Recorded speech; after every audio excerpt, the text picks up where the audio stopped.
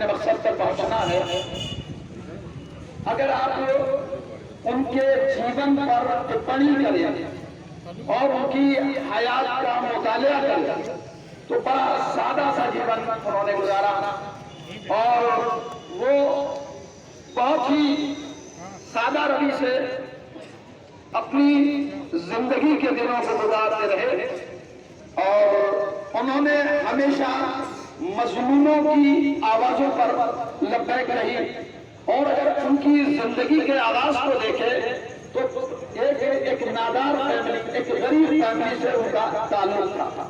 وہ ان کے جو والد تھے وہ بھی ایک عالم تھے، حجت الاسلام والمسلمین جواد علی حسینی ان کے والد تھے۔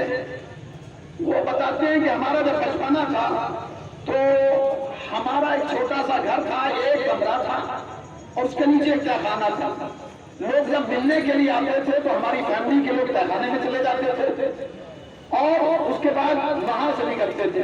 آج کی طریقے سے ساری فیسلٹیز نہیں تھی، اور کھانے کا بھی عالم ہوتا تھا کہ کبھی کبھی ایسا بھی ہوتا تھا کہ صرف روٹی اور خورمے پر گزارا کرنا پڑتا تھا۔ یعنی اگر آپ آیا ان کے جیون میں غور کریں اور شروع کی زندگی کو دیکھیں تو ان کی بڑی سادہ زندگی ہے، اور ہمیشہ جو ہے وہ سدیو اپنے کرتویہ کا پالن کرتے رہے، اور کسی نے بھی اگر انہیں مدد کے لیے، سہایتا کے لیے پکارا تو وہ ہمیشہ تیار رہے۔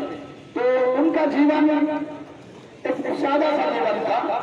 اتنا بڑا عہدہ پانے کے بعد بھی اگر ان کو دیکھیں، آپ 1962 میں وہ آیت اللہ روح اللہ خمینی کے ساتھ میں شامل ہوئے، اور وہ ایک اچھے وکتا تھے، بہترین وکتا تھے۔ جب وہ بولتے تھے تو ایسا لگتا تھا کہ سننے والوں پر کسی نے جادو کر دیا۔ ان کی وانی اتنی دلکش ہوتی تھی، ان کی آواز میں اتنا سحر اور جادو ہوتا تھا کہ سننے والے کھو جاتے تھے اور چاہتے تھے کہ ابھی کچھ اور بولے اور ہم سنیں۔ تو ایک عالم کے اس دنیا سے جانے کے بعد زمانہ ظاہر ہے کہ اس جیسا کوئی دوسرا تو نہیں لا سکتا، اس لیے کہ امام فرماتے ہیں کہ جب کوئی عالم فقیہ دنیا سے اٹھتا ہے تو ملائکہ رحمت اس پر گریا جاتے ہیں۔ وہ جگہ ہوتی ہے جہاں وہ نماز پڑھتا تھا، اور فرشتے رحمت کے اس کے سبب اس کے لیے دعا وہ ہوتے ہیں۔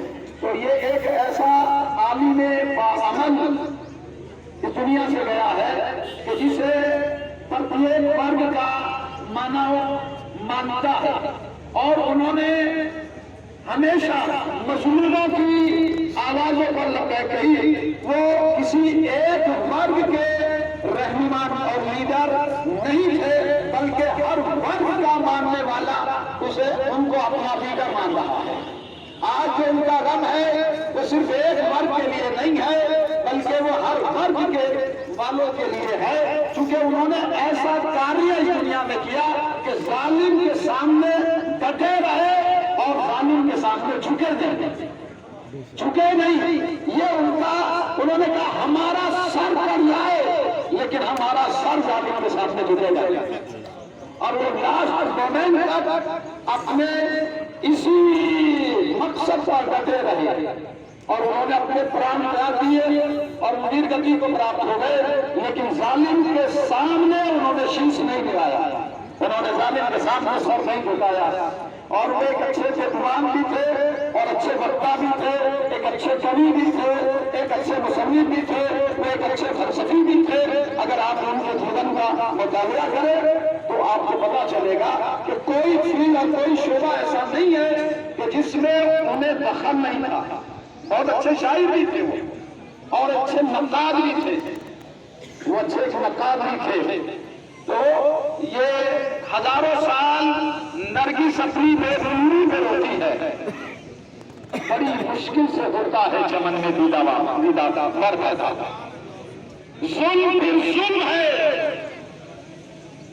ظلم پھر ظلم ہے، پھیلے گا تو پھر جائے گا، خون پھر خون ہے، کب کے گا تو چڑھ جائے گا. یہ خون رائے گا نہیں جائے گا.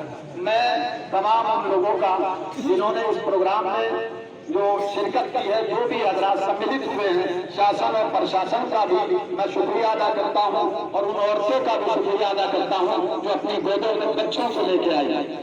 یعنی وہ بھی بتاتی ہے اور ان کا بھی یوگدان ہے اس پروگرام میں، اور ان کا بھی یہ جذبہ ہے کہ مظلوم کے حامی بن کے رہو اور ظالم کے سامنے ڈٹے کھڑے ہو جاؤ.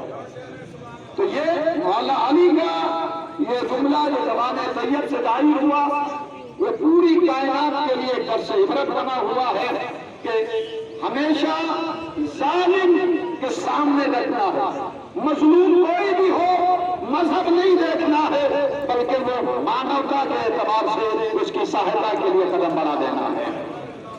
اور یہی ہمرائی کا مشن بھی تھا، اور وہ اپنے مشن میں کامیاب رہے. آج وہ دنیا پوری انہیں یاد کر رہی ہے، اور قیام جب تک یہ ایران کا ذکر ہوتا رہے گا، جب تک ایک فتوان کا تذکرہ ہوتا رہے گا، تو خامنائی زبان پر آتا رہے گا. میں تمام ان لوگوں کا جو اس پروگرام میں سملت ہوئے ہیں دھنیہ واد کرتا ہوں، شکریہ ادا کرتا ہوں. شاسن اور پرشاسن کا بھی شکریہ ادا کرتا ہوں، اور ان وکتاؤں کا بھی شکر گزار ہوں کہ جنہوں نے اپنے وچار کو ویکت کیا. اور میں کچھ یہ بھی کہنا چاہتا ہوں اپنے نوجوانوں سے کہ اس پروگرام میں ڈسپلن کا خیال رکھیں، نظم و ضبط کو بنائے رکھیں، اس لیے کہ یہ قوم مہذب قوم ہے. ہمارا ایک مشن ہے، ہمارا ایک مقصد ہے. ہم نبی اللہ کے کلمہ پڑھنے والے ہیں جو اخلاق کا پرچار کرنے کے لیے اس پابند دھرتی پہ آئے تھے، اور جنہوں نے اخلاق کے ذریعے سے اسلام کو انسانوں تک پہنچایا ہے. لہذا یہ قوم پیغمبر صاحب کا کلمہ پڑھنے والی ہے اور پیغمبر صاحب کے سدھانتوں پر عمل کرنے والی ہے.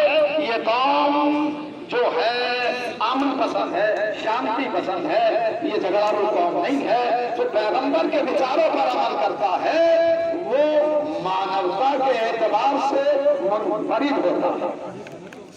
تو میں شکریہ ادا کرتا ہوں اور تمام سملت ہونے والوں کو. آخر دعوانا الحمدللہ رب العالمین.